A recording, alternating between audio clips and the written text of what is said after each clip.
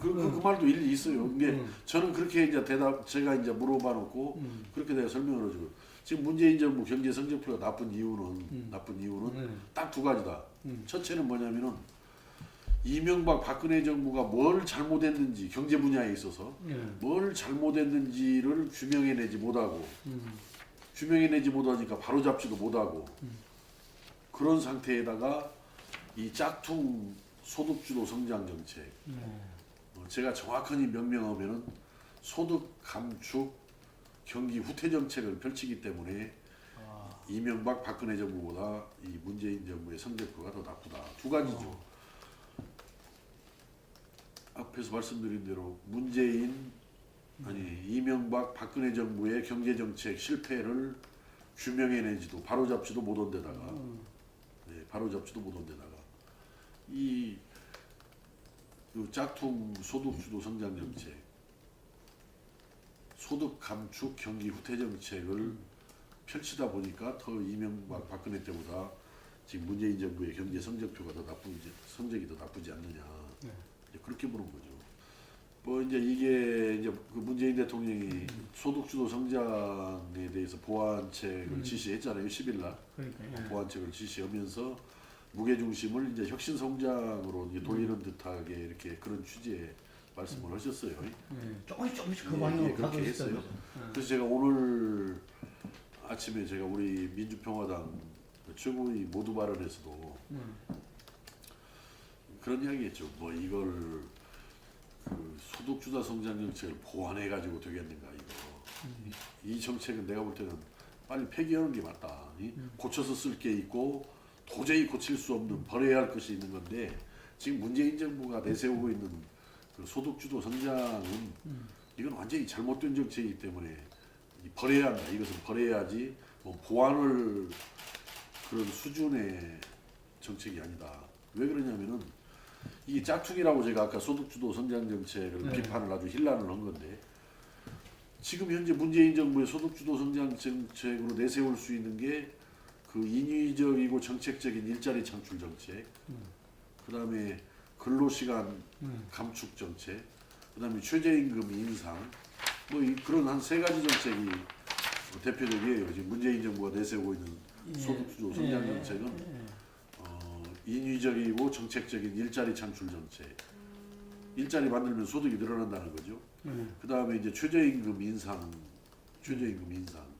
그 다음에 이제 근로시간 단축. 근로시간 단축도 뭐 낮추면은 단위 시간당 뭐 근로소득이 높아진다라는 그런 이야기겠죠. 그런 것들. 근데 문제는 이 지금 문재인 정부가 내세우고 있는 이 소득주도 성장 정책이 재정 지출의 뒷받침을 받지 않고는 시행하기가 어려운 것들입니다. 이게 재정 지출의 확대를 통해서 재정 지출의 뒷받침 받아요. 최저임금만 해도 뭐 3년간 3조 원인가 그 지원을 받아야 되지 않습니까? 일자리 창출 정책은 뭐 2007년도, 2018년도까지 뭐 43조를 썼다라는 것이고 내년도에도 23조 5천억을 쓰겠다라는 거 아니에요. 지금 인위적인 일자리 창출 정책이. 그러니까 저런데 막대한 재정 지출이 뒷받침이 돼야 되는데 저렇게 재정 지출이 뒷받침이 되려면은 세금을 더 걷어야 되잖아요. 세금 안 걷어가지고 재정 지출할 수 없는 것이니까.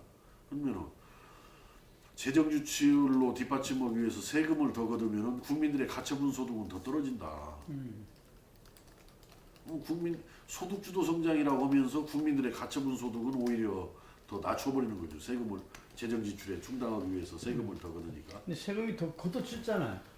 이게 걷어졌는데 그 이제 하여튼 안 걷어도 될 걸 걷은 거죠. 그러면은 사실은 안 걷어도 될 걸 법인세율 올리고 다 했잖아요. 그렇죠? 법인세율 올리고 다 했잖아요.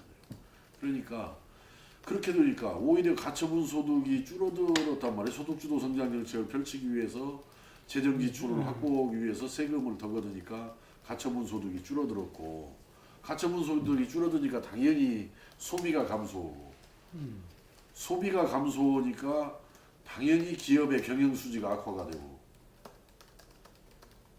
당연히 기업의 경영 수지가 악화가 되니까 기업에서 고용과 투자를 회피하는 거죠.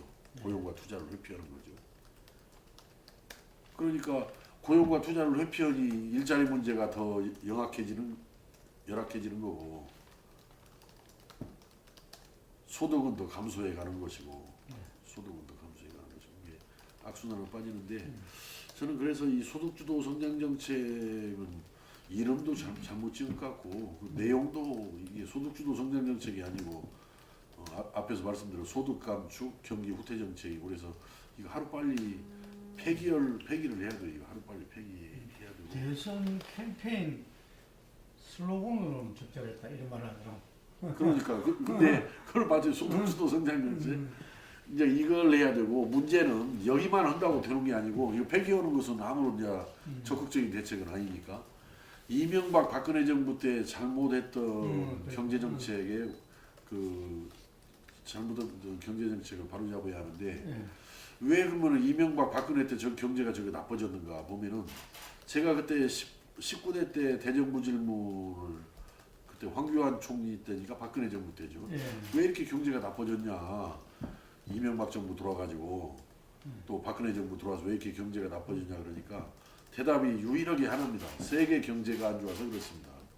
그러면은 야 그럼 세계 경제 평균은 따라가야지 세계 경제 평균도 못 따라가면서 세계 경제가 안 좋아서 그렇다라고 이렇게 대답하는 것은 정말 무책임하고 책임 회피적이고 근데 사실은 이제 제가 볼 때는 그 세 가지예요. 이명박, 박근혜 정부가 우리나라 경제를 망친 잘못된 경제 정책은 딱 세 가지인데요. 첫째, 과도한 공공 부분의 확장과 또 거기에 필수적으로 수반되는 재정 지출의 확대. 과도한 공공 부분의 팽창과 거기에 당연히 수반되는 재정 지출의 확대. 사실은 이 재정 지출이라는 게 이제 케인즈 경제학을 우리가 잘못 이해해가지고 마치 재정 지출이 우리 경제를 살리는 영양제로 착각을 해가지고 그런데 이 재정 지출이라는 것은 경제가 급격하게 악순환을 들어가려고 그랬을 때 그 악순환의 고리를 끊는 그러기 위해서 일시적으로 쓰는 치료제일 뿐이지 재정 지출이라는 것은 재정 지출이 상시적으로 먹어도 되는 영양제가 아니다. 재정 지출은 상시적으로 먹어도 되는 영양제가 아닌데 아니 귀주에 오랫동안 있었던 그 심상정 의원은 계속 이걸 주장을. 예, 그 저하고는 입장이 좀 다르더라고요. 저 제 옆자리인데 우리 그래, 심상정 의원이. 예. 근데 이 재정 지출은 정말 이 경기가 아주 악순환에 들어가려는 그런 찰나의 순간에 그런 악순환을 고리를 끊기 위해서 일시적으로 써야 하는 하나의 그 치료제일 따름이지 결코 상시적으로 먹어도 되는 영양제는 아니다. 오히려 재정 지출이 확대가 되면은 우리 경제는 더 살아나지도 않으면서 스태그플레이션으로 연결된다. 저것은 상시적인 재정 지출의 확대는 그 스태그플레이션으로 연결이 된다는데 하여튼 어떻든 MB 정부 박근혜 정부에서 가장 우리 경제를 망친 주범 중에 하나가 그 아까 앞에서 말씀드린 과도한 공공 부분의 팽창 거기에 당연히 수반되는 재정 지출의 확대인데 그 이유가 그렇습니다.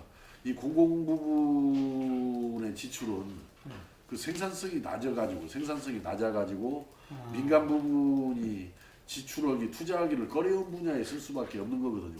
공공 부분의 지출이라는 것은 일반적으로 물론 이제 공공 부분이 꼭 필요한 영역은 저는 있다라고 봐집니다. 어떻든 그러나 공공 부분의 지출은 대부분의 생산성이 낮아서 민간 부분에서 투자하기를 꺼리는 분야에 가기 때문에 당연히 그 공공 부분 지출이 늘어나면 늘어날수록 나라의 생산성은 떨어진다. 나라의 생산성이 떨어지기 때문에 나라의 성장 잠재력, 잠재 성장률을 떨어뜨리는 요인으로 작용하기 때문에 우리나라 경제를 이렇게 좀먹는 가장 큰 이유가 아까 같이 과도한 공공 부분의 팽창과 거기에 당연히 수반되는 재정 지출의 확대가 우리 경제를 1차적으로 좀먹었고 그것은 이명박 박근혜 때부터 그렇습니다. 그다음에 이제 두 번째가 고환율 정책이에요. 고환율 정책. 마치 환율을 높여놓으면은 엄청나게 수출이 잘 이루어져 가지고 우리나라 경제 성장을 견인할 것이다라는 그런 미신에 가까운 신화 거기에 경도가 돼가지고 환율을 MB 정부 때 얼마까지 끌어올렸냐면은 MB 정부 출발할 때 918원 하던 환율을 원달러 환율 918원 하던 환율을 MB 정부 때 한때 1,500까지 끌어올렸어요. 저서 1,500까지. 저거 어떻게 끌어올리냐면은 우리가 수출로 이렇게 외환을 벌어들이는 거 아닙니까? 그 외환 시장인데 외환을 가만히 그 수출로 벌어들이는 외환을 놓아두면은 환율이 떨어질 수밖에 없습니다. 왜냐면은 경상수지가 흑자가 되면은 우리 외환 시장에서 외환이 훨씬 공급이 많이 늘어나는 거 아니에요? 떨어져. 환율이 떨어질 수밖에 없어. 근데 환율이 떨어지면은 수출에 악영향을 미친다라고 잘못 판단을 해가지고 외환 시장에 개입을 해가지고 그 외환을 그 격리해가지고 한쪽에다 보유를 해버리는 거예요. 외환 보유고 형태로 빼낸다든지 아니면 해외 투자 형태로 되돌린다든지. 근데 그런 고환율 정책이 벌어졌을 때 그러면 수출이 늘었느냐? 절대 수출 안 늘었습니다. 한번 그 연도별로 한번 비교해 보세요. 환율의 변동과 그 시연된 수출액을 한번 비교해 보세요. 이 고환율 정책은 결코 우리 원래 일반 믿음대로 그 우리 경제 성장, 수출 증대와 경제 성장에 도움이 안 된다. 그러면서 어떤 영향을 끼치냐면은 그 환율이 높아지면은 그 수입 물가를 엄청나게 높이지 않습니까? 수입 시설재나 수입 원자재 가격을 엄청나게 높여가지고 국내에서는 물가를 높이는 요인으로 작용하거나 아니면은 기업의 경영 수지를 악화시키는 쪽으로 작용을 해가지고 경기 부진으로 이끌어주는 거죠. 내수에 치명적인 타격을 주는 거죠. 고환율 정책은 내수에 치명적인 타격을 준다. 그리고 이제 대개 지금 주류 경제학자들은 우리나라 경제 성장 GDP 주류 경제학자들은 우리 GDP 성장에서 그 수출이 미치는 영향, 수출이 기여하는 정도를 한 50% 정도로 이렇게 보는데 그거 너무 많이 봤어요. 대개 우리 GDP 성장, 우리 경제 성장에서 수출이 미치는 비중이 20%를 넘지 않는 것으로 봐져요. 20%를 넘지 않는 것으로. 그러니까 내수가 우리 경제 성장에 기여하는 정도가 80% 중후반대, 수출이 우리나라 경제 성장에 미치는 기여하는 정도가 10% 중초반대, 10% 중초반대. 너무 차이가 나는 건데요. 그럼요. 그 아무 거대한 논쟁을 한번 해볼 필요가 있습니다. 뉴질 정책도 뭐 관련이 있을 수 있죠. 관련이 있을 수 있는데 뉴질 정책도 그건 이제 조금 그 미국에서 이제 했던 이제 별개의 그런 정책인데 이렇게 한번 설명을 드리면 알 거예요. 뭐냐면은 인위적으로 이제 일자리를 만들어요. 어떤 정부가. 그러면은 소득이 늘어날 거 아니에요. 일시적으로 소득이 인위적으로 일자리를 어거지로라도 만들어내면은 그 사람한테 월급을 주는 것이니까 소득이 늘어나. 뭐 소득이 늘어나면은 소비가 더 늘어날 거 아닙니까? 그냥 이어져서. 뭐 소비가 늘어나면은 생산을 더 늘려야 할 거 아니에요. 뭐 생산을 늘리려고 보면은 인력을 더 써야 되는 거 아니에요. 고용을 더 해야 되잖아요. 뭐 고용을 하려다 보니까 인위적인 일자리 창출 정책으로 상대적으로 더 생산성이 있는 인력이 이미 소진이 되니까 인위적인 일자리 창출 때보다도 더 생산성이 떨어지는 인력을 채울 수밖에 없다. 그러면은 생산성이 떨어지는 사람을 채용을 하게 되면은 그 한계 생산성이 떨어지기 때문에 오히려 이 경제 성장은 더 둔화가 된다. 소득은 감소가 된다. 그렇기 때문에 인위적인 일자리 창출 정책을 쓰면은 결국은 그것이 예산만 낭비하고 경기 부진을 초래하고 경기 부진이 초래가 되니까 기업은 고용과 투자를 회피해가지고 오히려 실업률은 더 높아진다. MB 정부와 그 박근혜 정부를 거치면서 아까 그 세 가지 정책, 과도한 공공부문의 팽창과 그에 필수적으로 수반되는 재정 지출의 확대. 두 번째가 환율을 높이면은 뭐 수출이 잘 되고 수출이 잘 돼서 경제가 성장할 것이다라는 잘못된 믿음에서 비롯된 고환율 정책. 세 번째가 그 인위적인 일자리 창출 정책. 이 세 가지가 우리 경제를 더 어렵게 만들었고 경기 부진, 계속되는 경기 부진, 경제난을 초래했죠. 경제난을 초래를 그 세 가지가. 그래서 저는 지금 현재 이 세 가지를 해결하지 않으면은 백약이 무효이다. 이 세 가지 우리나라 경제난을 초래한 이 세 가지 문제를 바로잡지 않으면은 대한민국 경제는 살아날 수가 없다. 지금 현재 문재인 정부가 마치 소득주도 성장 정책을 보완하면서 혁신 성장으로 넘어갈 것처럼 지금 거기다 무게 중심을 이동하는 것처럼 지금 나오는데 지금 문재인 정부가 주장하는 혁신 성장이나 과거 MB 정부가 추진했던 녹색 성장 또 박근혜 정부가 추진했던 창조 경제 뭐가 다르냐 이거예요. 지금 뭐 그 요체는 그거 아니에요?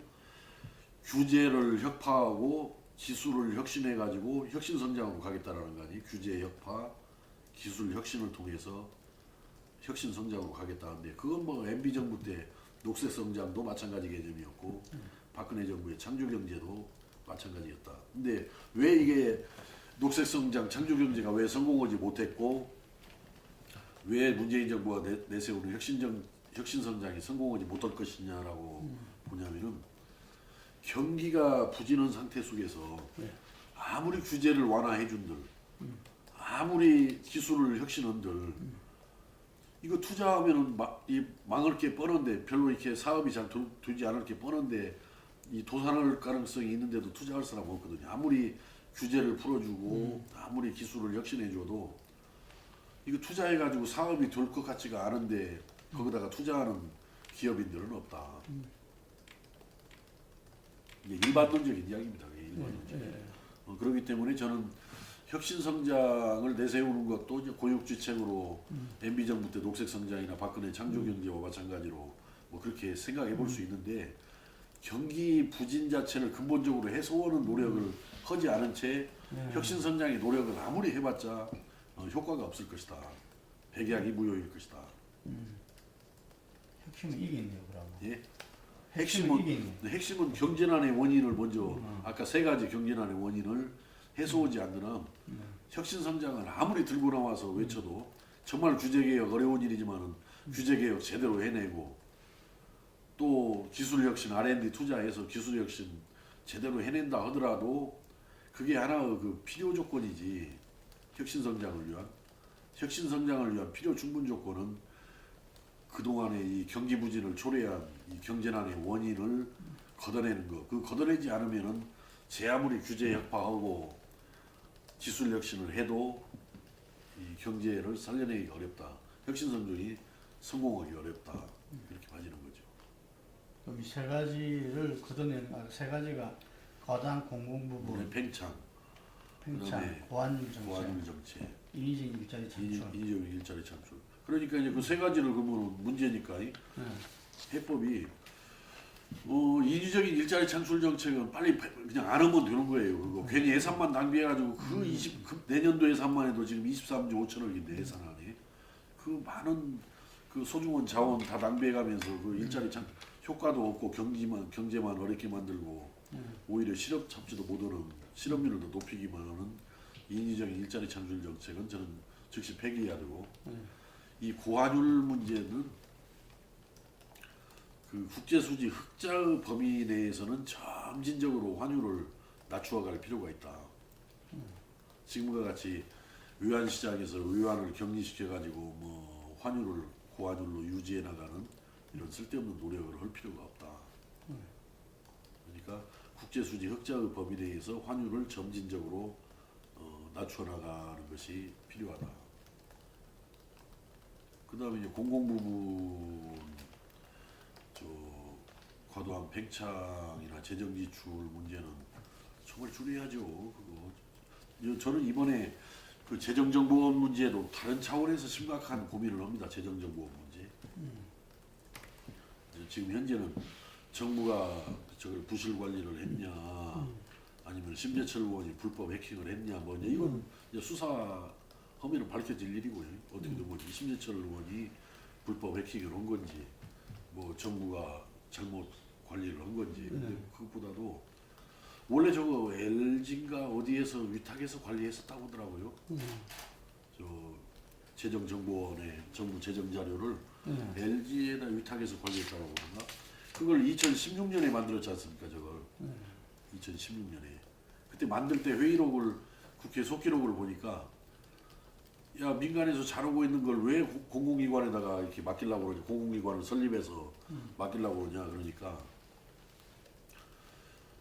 이 자료가 중요한 거기 때문에 이게 유출이 되면 절대 안 되기 때문에 공공기관을 설립해서 만들어야 한다. 한 건이라도 유출되면 안 되니까 공공기관을 설립해서 만들어야 한다. 그러면은 그 지금까지 민간에 맡겨서 민간에서 뭐 유출된 적이 있냐 그러니까 민간에서 유출된 적은 없지만은 한 건도 더 유출이 돼서는 안 될 일이기 때문에 이렇게 공공기관을 설립해서 그 관리를 해야 됩니다. 이렇게 답변을 하고 만들었는데 민간 위탁했을 때는 아무 문제 없던 것이 2016년도에 만들어가지고 지금 2018년도 오면서 2년 사이에 한 건이 나간 거 아니에요. 불법 해킹을 당했던 하여튼 뭐 부실하게 관리했던 빠져나간 거 아닙니까? 저는 지금 그게 대표적인 거기가 지금 1년에 예산을 얼마 쓰냐면은 400억이 넘습니다. 재정정보원 1년 예산이. 인건비 포함한 운영비가 400억이 넘어요. 400억이. 그리고 그 속에 사이버 안전 예산만 연간 21억 원이에요. 재정정보원의 사이버 안전 예산만. 그러니까 이렇게 돈을 쓰고도 얼마나 부실하게 관리를 했던지 그게 빠져나간 거 아닙니까? 이것은 정말 공공부문의 방만, 나태, 태만 아주 상징적인 모습입니다. 이번에 저런 거 재정정보원 같은 거 포함해서 빨리빨리 없앨 거 다 없애서 민간에다 위탁할 거 민간에다 위탁해서 더 효율적이고 효과적으로 관리해 나가고 이 공공부문을 대폭 줄여 나가야만이 나라의 성장 잠재력 결국은 잠재 성장률을 높여갈 수 있는 거 아니냐. 벌써 저는 10일 날 문재인 대통령께서 소득주도 성장정책 보완 지시를 내렸다는 것 자체가 인정한 거예요. 이거 도저히 이거 아니구나라고 지금 인정한 거예요. 그냥 점잖게 이야기해서 소득주도 성장 보완하라고 보완 지시 내린 건데 그 전에 그 당정청 회의까지 있었잖아요. 민주당이 더불어민주당 워크숍 끝나고 대통령까지 참여하는 데서 뭐라고 나왔냐면은 하여튼 소득주도 성장정책을 더욱 속도감 있게 재정을 확보해서 밀어붙이겠다. 이게 당정청 그때 회의의 결론 아니었습니까? 그때 고용대란이라고 해서 당정청 회의 열었을 때도 하여튼 재정 지출을 더 확대를 해서 소득주도 성장정책을 더 가열차게 밀고 나가겠다. 이게 그 최근까지 결론이었었는데 이틀 전에 깜짝 놀랐어요. 대통령이 갑자기 소득주도 성장 보완 지시 내리는 거 보고 심각성을 느낀 거죠. 이제. 저는 이 정도 상황이 왔으면 해야 된다고 봅니다. 왜냐하면 정책 기조와 정책 내용을 바꾸기 위해서라도 필요하지만 그동안에 이분들이 외쳐온 바가 있잖아요. 그러니까 정책 기조와 정책 내용을 바꾸기 위해서라도 필요하고 뭔가 분위기를 또 한번 일신할 필요가 있는 거 아니겠습니까? 저도 뭐 아까 그 질문 주신 것과 좀 뭐 동의를 하고요. 어느 정도. 저희들이 첫 안내도에서 방문한 곳이 과학기술 전시관이었어요.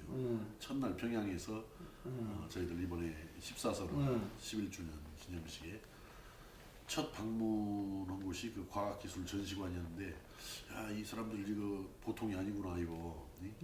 굉장히 규모도 크고 내용을 충실하게 짜 있고 거기에 와서 있는 학생들이나 이 사람들이 많이들 그 참여해 있더라고요. 누구는 뭐 저 사람들 동원시켜 놓은 거 아니냐 어찌나건데 뭐 동원을 했든 어떻든 내가 보니까 과학기술 전시관이 아주 규모도 있고 내용도 알차고 또 많은 사람들이 거기 와서 그 분야마다 이렇게 공부들을 하고 있더라고요. 그리고 거기 뭐 구호가 뭐더라? 저 과학으로 도약하고 교육으로 담보한다. 이런 구호도 있고 과학으로 도약하고 교육으로 담보한다. 그러니까 옛날에는 선군정치, 강군정치였잖아요. 김정일 위원장 때, 김정일 위원장 때. 근데 지금 김정은 국무위원장 들어와가지고는 그 과학기술 전시관도 김정은 위원장이 지었고, 그래서 과거에 군 중심, 군 우위 강조 이것보다는 과학기술 교육을 강조하는 그런 느낌 받았다라는 그 정 대표 뭐 타당하다는 생각이고요. 저도 그런 거 많이 봤어요. 아까 같이 과학으로 도약하고 교육으로 담보한다. 이게 어떻든 변화하려고 많이 노력을 하고 또 일정 부분 과거보다 많은 변화를 이루어내고 있다는 점에 대해서는 동의를 합니다. 근데 여전히 평양 시내 우리는 이제 평양만 갔으니까 예. 평양에서 느낌은 굉장히 조용하고 깨끗하고 쾌적한 도시로구나. 그리고 군데군데 잔디밭도 높게 많이 있고 또 수목 나무들도 많이 심어서 경관도 잘 조성이 되어 있고 또 아주 번듯한 고층 아파트들도 많이 이렇게 들어서 있고 해서 상당히 조용하면서도 깨끗하고 쾌적한 전원도시 같다라는 느낌을 받았는데 그러나 또 한편으로는 그 통행하는 사람들이 그렇게 많지 않고 또 왕래하는 사람들이 그렇게 많지 않고 또 통행하는 차량도 그렇게 많지 않아요 보니까 그래서 활력은 그렇게 많이 느껴지지 않았어요. 활력은 아직까지 활력은 많이 느껴지지 않았지만은 그러나 일단 겉으로 드러난 그 모습도 과거 10년 전에 비해서는 많이 변한 거다라고 10년 전에 다녀갔던 사람들이 그 비교해서 심지어 뭐 상점벽해 했다라는 그런 느낌도 받았다라고 하는데 저희들이 적어도 초대받아서 갔던 그런 아까 시설들 아까 이야기한 과학기술전시관 또 만경대 학생 소년궁전 또 우리로 치면 자연사박물관 같은데 이름을 자연박물관이라고 했더라고요. 자연박물관 동물원 내에 있는데 그런 것들을 보면서 야 이 자체만 딱 떼놓고 보면은 세계적인 수준이다 사실은. 이 자체만 딱 떼놓고 보면은 규모나 시설이나 그런 내용에 있어서 세계적인 수준인데 제가 좀 의아했던 것은 그 대북 제재 속에서 어떻게 저걸 이루어냈을까? 저는 우리 한반도의 평화 또 궁극적으로는 어떤 그 통일의 길은 정말 어떤 대가를 치르고라도 저는 이루어가야 할 아주 중차대한 과제다. 예. 소위 한반도의 평화와 한반도의 통일을 위해서 비용 걱정을 이야기하는 분들이 많이 있는데 그것은 대립과 분단과 그 대립에 따른 비용보다 결코 크지 않다. 우리가 대립되어 있고 분단에 따라서 우리가 치르는 그런 비용보다도 크지 않다라고 생각해요. 그 평화와 그 통일에 대한 비용이 아무리 그게 크다 하더라도 대립과 분단의 비용보다 크지는 않을 것이다라는 생각이 들고 또 우리가 그 평화를 이루고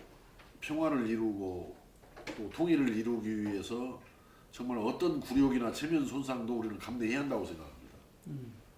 그렇기 때문에 그것은 남북 분단이나 대립에 따른 어떤 굴욕이나 체면 손상보다도 덜하기 때문에 그러는 거예요. 우리가 지금 분단되어 있고 대립에 따르는 여러 가지 굴욕적인 일들, 우리 국가 체면이 손상되는 일들 이런 걸 감안하면은 우리가 통일을 위해서 또 평화를 위해서 치료해 어떤 굴욕이라도 저는 어떠한 체면 손상이라도 감내할 수 있어야 한다. 그래서 저는 트럼프 대통령이 이거 승인받아야 되지 않냐라는 그런 이야기를 했을 때도 물론 그 자체가 국가 대 국가 관계에서 주권 국가 대 주권 국가 관계에서 그렇게 적절한 표현은 아니라고는 봐지지만은 저는 그런 어찌 보면 수모랄까 수모 굴욕이나 굴욕도 우리가 감내해야 된다. 통일로 가는 길을 위해서는 평화로 가는 길, 통일로 가는 길을 위해서는 저는 그것이 수모고 굴욕이라 하더라도 감내해야 한다. 왜냐하면 우리가 이 분단되어 있는 이 상태 속에서 또 대립 갈등을 하는 이런 상황 속에서 그 치러야 할 그런 굴욕이나 체면 손상은 너무 크기 때문에 저는 그런 거 좀 뛰어넘어야 한다고 봐요. 그 뭐 트럼프가 뭐 우리 승인 받지 않고 제재 해제할 수 없다 해서 또 설왕설래하는데 그러기도 뭐냐 또 하나 이제 아까 중요한 것은 뭐냐면은 저는 정부 여당이 이 평화의 문제, 통일의 문제를 너무 독점하려고 하는 것에 대해서 심각한 우려를 표명합니다. 사실 정부 여당이 너무 독점하려고 그러면 그거 안 되죠. 이해찬 대표께서 이번에 14선언 평양 기념식에 갔을 때 내가 살아있는 한은 꼭 집권해서 계속 집권해서 남북 교류 협력 이어가야 한다라고 이야기했는데 마치 다른 정당이 집권하면은 남북 교류 협력 평화 통일 뭐 저희하는 걸로 이렇게 지금 몰아가는 말씀 아니에요? 그렇게 해석될 수도 있는 문제 아니에요? 그래서 저는 이 남남 갈등을 잘 극복해야 한다고 봐요. 해소하고 극복을 해야 된다. 남남 갈등을. 아 우리가 이 남북 간에 저렇게 화해하고 남북 간에 협력하고 남북 간에 통일을 만들어 나가자고 하면서 이 남남 갈등이 조장되는 상황을 방치한채하는 거, 더 조장하는 거 이것은 자가당착이죠. 이거 앞뒤가 맞지 않는 이야기죠. 그러니까 저는 이번에 한반도 평화, 한반도 통일의 길을 열어가는 과정에서 정말 정부 여당이 유의해야 할 일은 남남 갈등을 조장하거나 남남 갈등을 뭐 방치하거나 조장하는 이런 것에 대해서는 정말 조심해서 야 우리 함께 하자 이렇게 가져야 한다고 하죠. 이렇게 함께 하자. 마치 독점에서 마초 그렇게 잘 이루어지면 진전이 있고 이루어지면 이거 내 실적이고 내 공이다라고 이렇게 내세우지 말고 우리 다 함께 해서 이 남북 문제 이거 잘 풀어나가자. 뭐 저는 뭐 현재까지 모르겠습니다. 현재까지 판문점 선언이라든지 또 이번에 9월 남북 정상회담이라든지 또 폼페이오가 그제 거기 북한 다녀서 이렇게 와서 저는 이야기들을 보면은 뭐 비핵화 의지는 일단 천명한 것이고 네.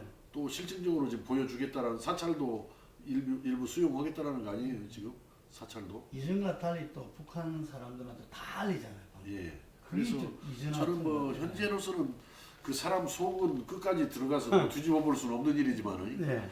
저는 북한으로서도 비핵화 만약에 자기들 체제 보장만 이루어진다면은 나는 비핵화를 선택한 거 아니냐 체제 보장을 전제로 그렇게 봐집니다. 그래서 그 북한이 요구하는 체제 보장하고 또 미국이 요구하는 그 비핵화 완전한 이게 비핵화. 잘 서로 주고받으면서 빅딜을 하면서 잘 추진이 돼야 될 것 같아요. 그러면은 뭐 비핵화가 이루어져야죠. 당연히 비핵화가 이루어져야죠. 이번에 비핵화가 당연히. 뭐 저는 현재로서는 좀 낙관적으로 보는데, 근데 이제 넘어야 할 그 고비들이 좀 많이 있는 것 같아요. 그래서 우리가 특히 정부 여당이 이걸 독점하겠다라는 생각에서 좀 벗어나서 남남 갈등을 조장하지 않도록 슬기롭고 지혜롭게 처신해 나가면서 우리 남쪽을 잘 이렇게 뭉쳐 나가고 또 북과 미 사이의 중재자 조정자 역할을 잘 해서 조정자 역할을 해서 비핵화와 한반도 평화 체제가 꼭 도입되고 성사될 수 있도록 그래서 정착될 수 있도록 이렇게 갈 필요가 있겠다. 뭐 우리가 시도를 했었는데 우리 민주평화당 내에서 일부 의원들은 그렇게라도 해서 교섭단체를 만들어야 한다라는 것이고 또 일부 의원들은 그렇게까지 해서 교섭단체를 만들 필요가 있겠느냐라는 이견이 있어서 또 더군다나 우리 민주평화당이 숫자가 딱 14명 아닙니까? 지금 현재 물론 플러스 알파 3은 있지만은 바른정당 소속, 바른미래당 소속에 그래서 일부 이견이 있으면 하기가 어렵습니다. 지금 현재 우리 상황이. 예. 한 명이라도 거기 동의 안 하면은 만들기가 어렵죠. 한 명이라도. 아니 게 그분 민중당 김종원 의원이 아니라 당내 사정으로 지금 이게 완성되지 못한 겁니까? 그런 안에 대해서 김정은 의원과 함께하는 교섭단체를 거기와 함께 정의당과 함께 교섭단체를 구성하는 것에 대해서 이견이 있다는 거죠. 동의하지 않는 의원들이 있어요. 한 명 이상에. 한 명만 거기서 동의하지 않아도 어렵거든요. 예. 근데 적어도 한 명보다 더 많은 의원들이 동의하지 않아요. 거기에 대해서. 거기다가 김경진, 이용주 일부 초선은 탈당수도 제기되고 있어요. 뭐 현재 뭐 저도 만나서도 대화도 해보고 그랬지만 뭐 탈당설은 사실 무근이고요. 그러나 뭐 당이 이렇게 꽉 이렇게 짜여지고 이렇게 묶여지는 그런 느낌보다는 뭔가 좀 해성해성하고 좀 원심력이 작용하는 것은 이분들이 사실입니다. 당 활동을 열심히 했던 사람들인데. 예, 지금은 좀 약간 회의 참석이나 이런 것도 좀 소홀하고 그렇습니다. 그래서 어떻든 과제가 적지만 단단한 그런 당으로 갈 수 있도록 하기 위해서는 이게 좀 묶어져야 하는데 많은 노력이 있어야 되고 또 노력의 전제로 어떤 당이 나가고자 하는 어떤 목표 또 방향 그런 지향에 대해서 서로도 공감대가 좀 형성이 돼서 꽉 묶여질 수 있는 그런 노력들이 만들어져야 할 것 같습니다. 뭐 현재로서는 그렇습니다. 현재로서는 물론 이제 정치라는 게 뭐 생물이라고 그러고 또 하루아침 앞을 알 수가 없다라고 네. 하루 앞을 알 수 없다라고는 하지만은 현재 이런 상황 속에서 야야. 이런 상황 속에서 좀 어렵죠 현재 우리가. 예. 예, 현재는 쉽지 않습니다. 네. 현재로서는. 그래서 저는 가끔 그런 이야기입니다. 뭐 우리가 사람이 명분도 있고 또 현실에 맞게 움직여야 되는 건데 이런 때일수록 의연하게 잘 처신하고 행보해서 막말로 21대 총선에 가서 장렬하게 전사할 각오를 가지고 좀 의연하게 의젓하게 이런 때일수록 처신하고 오는 건 낫지 어디에 막 급급해가지고 막 뭐 너무 흔들리는 모습 보이는 것도 바람직하지 않다. 또 경우에 따라서는 아까 하루 앞을 알 수 없다라고 하듯이 어떤 상황이 올지 모르는 거 아니냐. 네. 저는 그러나 이 어떻든 내년 초 그 자유한국당의 전당대회를 전당대회. 전후로 해서 예. 뭐 전이 됐든 후가 됐든 전후로 해서 아마 거기에서부터 뭔가 야권의 정계 개편 변화는 오지 않겠는가. 바른미래당 변화도 올 수 있고. 그러니까요. 그렇게 하면서 네. 오지. 지금 현재 상황이라는 것은 문재인 정부가 전반적으로 지금 경제만 이렇게 좀 어렵게 하다 뿐이지 그동안 아주 잘 해왔잖아요. 나름대로 지지율이 말을 해주듯이 그런 측면도 있는데다가 야권은 또 상대적으로 아주 지리멸렬해져 있었죠. 그동안 네. 야권들 대선 진 사람들이 바로 뭐 당대표에 나서지를 않나 그거 말도 안 되는 거 아니에요. 대선에 떨어진 사람들이 당대표에 나서지를 언급한 자기 때문에 나왔다고. 당대표에 둘 다.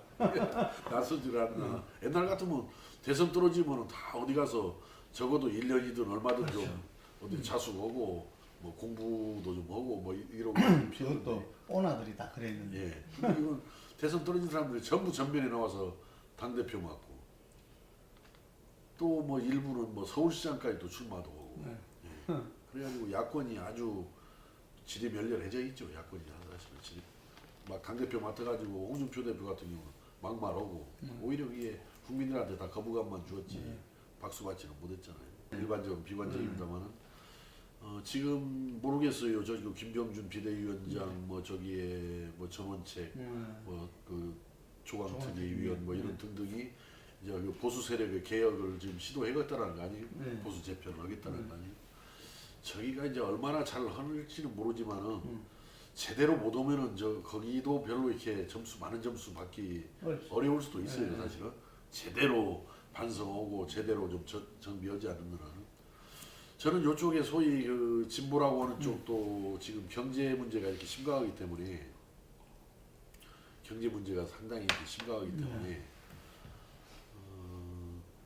우리가 아까 제가 말씀드린 그런 경제 어떤 대안 아니면 이렇게 하면은 경제가 살아날 수도 있겠구나라는 그러한 어떤 믿음이나 기대를 우리가 좀 제시할 수만 있다면 제시할 수만 있다면 뭐 우리가 꼭 뭐 1당까지 되기는 쉽지 않겠지만은 그래도 상당히 의미 있는 의석은 확보할 수는 있지 않겠냐. 그러니까 이제 상황이 어떻게 흘러갈 것인지에 하나 달려 있고 또 하나는 우리가 얼마나 제대로 그 국민들이 원하는 거, 요구하는 거, 기대하는 것에 맞춰서 준비를 해서 국민들한테 제시해 줄 수 있느냐. 여기에 이제 달려 있는 문제인데 그것이 잘 맞아 떨어지면은 우리도 상당한 의석을 갖는 세력이 계속해서 세력으로 남을 수 있겠죠. 이제 개인의 문제만 뭐 여기서 할 수는 없는 문제고 개인이야. 그래도 뭐 아무리 우리 민주평화당이 망해도 만약에 그냥 이 구도 이대로 해서 21대 총선을 치러도 우리 민주평화당에서도 또 몇 사람은 살아남을 겁니다. 그래도 그러니까, 아무리 어려운 상황에 놓여 있다 하더라도 그러나 이제 문제는 몇 사람 뭐 몇 명 살아남았다고 해서 그게 의미가 없는 거죠. 정치라는 것은 일정 규모 적어도 교섭단체라는 말이 있듯이 일정 규모 이상의 사람들이 같이 뭉쳐서 행보를 해나갔을 때 의미가 있는 것이기 때문에 혼자 뭐 당선되고 안 되고 문제보다도 그 뜻을 같이 하고 같은 방향으로 가는 사람들이 일정 규모 이상은 또 드러나야 되지 않겠어요? 그런데 저는 뭐 그 길 중에 하나는 경제 문제 해법이 있다라고 봐져요. 아까 같이 저쪽에 자유한국당이나 옛날에 그 새누리당 후신들이 문재인 정부 경제 정책을 공격한단 말이에요. 근데 난 그때마다 저 사람들은 자기들이 그러면은 이명박 박근혜를 거치면서 나라 경제를 망쳤는데 거기에 대해서 뭔가 이실직고 하고 저 대호각성을 한 다음에 비판을 해야지. 자기들도 경제 망친 사람들이 문재인 정부보다 경제 망쳤다라고 비판하는 건 좀 저거 이상하다. 그렇게 보기 때문에 그러니까 아까 말한 뭐 초선 예, 일부 우리도 의원들이- 아까도 이야기한 대로 네. 뭐 하나로 아직 단단하게 잘 뭉쳐 있는 상황은 아니라고 봐집니다. 솔직하게 말씀드려서 좀 뭔가 해성거리고 좀 원심력이 작용하는 듯하고 뭐 탈당설이 아까 본인들은 뭐 탈당하겠다라고 한 건 아니지만은 예. 뭐 탈당설이 언론 등을 통해서 마지막에 언론 등을 통해서 네. 흘려나오고 이제 그러고 있는데 어떻든 이건 앞에서 말씀드린 건 좀 중복이 되네요. 어떻든 우리가 그런 분위기 중에 가장 주요한 원인 중에 하나가 정동영 대표가 가고자 하는 노선에 소위 동의하지 못하겠다라는 그런 의견들이에요. 네. 소위 그 노선이 과거에 우리 전당대회 경선 때 민주당과 정의당 사이로 가겠다라고 했잖아요. 네. 근데 이제 나머지 사람들은 언제 우리가 민주당과 정의당 사이로 가겠다라고 그랬냐, 가야 된다고 생각하지 않는다. 우리가 가야 할 길은 중도 개혁적인 의원님도 노선이 틀리잖아요. 틀리죠. 예, 네. 그러니 그것이 가장 큰 아, 차이 노선 아닙니까? 문제가 가장 큰 그렇습니다. 예. 네. 그것도 쉽지 않겠네요. 이게 예. 금방 말씀하신 어쨌든 손 대표도 이야기했던 중도 개혁 세력이 중심이 된 정계 예. 개편 이거와 또 다른 노선을 그 지금 정동영 대표는 생각하고 계시네요. 이게 요즘에는 이제 거기에 대해서는 이분도 말을 아끼고는 아, 그 있는데 대표 되고 나서는 말을 아끼고는 있는데 어떻든 그러나 이제 대표 되자마자 첫 행보가 희망버스다 해가지고 그렇죠. 한진중공업을 방문하지 않았습니까? 네. 이게 이제 거기에 대해서도 다른 거기에 동의하지 않는 사람들은 좀 이렇게 의구심을 가지고 바라본단 말이에요. 과연 저게 가야 할 길이냐? 우리가 저 길에 기꺼이 동참해서 중도 개혁 정계 개편을 띄워야 추도해 나가기 어렵겠네요. 보니까 본인 노선이 달라서. 근데 모르겠어요. 이제 난 그래서 언젠가 뭐 이거 국정감사나 끝나고 나면 한번 좀 허심탄회 형들 모여서 예. 좀 대화해서 우리가 가야 할 길이 어느 길인지